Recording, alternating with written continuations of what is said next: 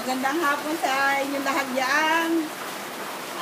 Unang-una, bumabati ako kay tatay at kay Inang Sayong, kay Ami at saka kay Camille ng happy birthday. Pasensya na tayo dahil wala ako dyan sa birthday mo.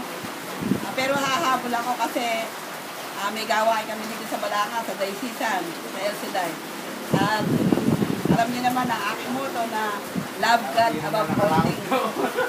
Kaya dapat unahin muna natin si Lord sa lahat ng bagay.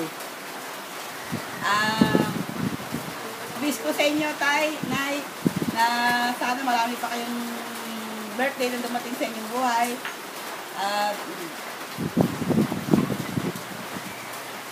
Kay tatay, masasabi ko, wala akong masabi dahil mabuti siyang biyenan.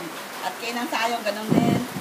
At tatandaan ko nung nag-swimming kami, nasa sa Ulisereri, maliit yung mga bata na nalunod ako noon, kaya sinagip ako ni Inang Sayong, kaya hindi ko makakalimutan yun.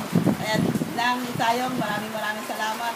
At wish ko sa inyong dalawa na maraming birthday pa sumapit sa inyo, bigyan kayo ng 100 years centennial, maraming bonus na yun. At mamaya darating kami dyan, kakain kami, paghandaan nyo kami ng pagkain, may kasama ako dyan. 5 kami yata ko kanin. Kaya, see you, mamaya. Bye-bye and God bless.